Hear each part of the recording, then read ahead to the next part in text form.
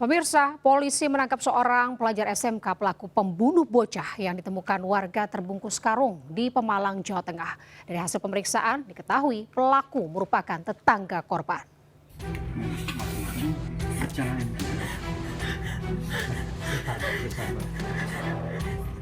Siti Amelia tak kuasa menahan kesedihan saat sejumlah tamu melayat ke rumahnya. Ia tak menyangka harus berpisah selamanya dengan Salsabilah Sarifatus Salamah, putri ketiganya yang baru berusia 9 tahun dibunuh tetangganya saat ditinggal ke pasar. Amit mau ke pasar gitu. Cuman udah diajak mau ikut enggak.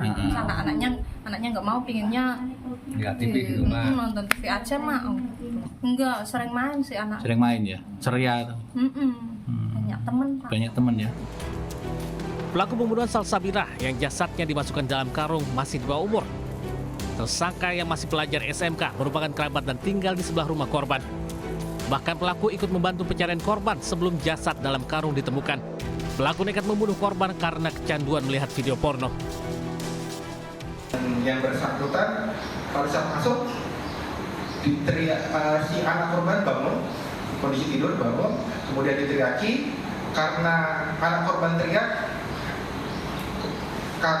KA panik dan membekap anak korban dengan menggunakan kain.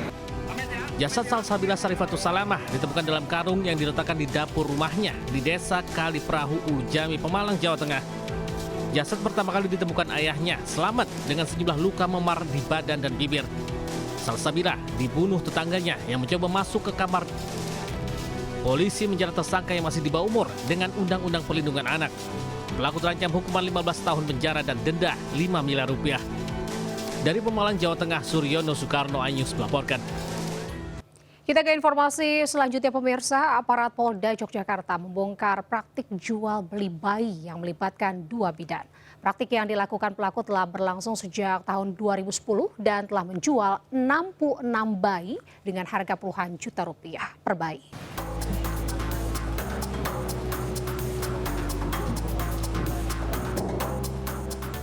Dua bidan ini ditangkap petugas di Treskrim Polda DIY karena memperdagangkan bayi.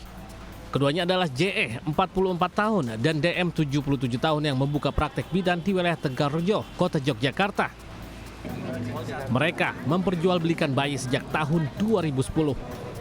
Modus jual beli bayi dengan merawat bayi dari orang tua yang tidak sanggup lalu dijual kepada pembeli.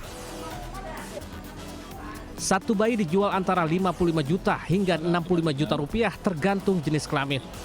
Total, sudah ada 66 bayi yang dijual pelaku kepada pembeli, terdiri dari 28 bayi perempuan dan 36 bayi laki-laki, serta 2 bayi tanpa keterangan jenis kelamin. Menerima ataupun menerima penyerahan dalam hal ini adalah anak dari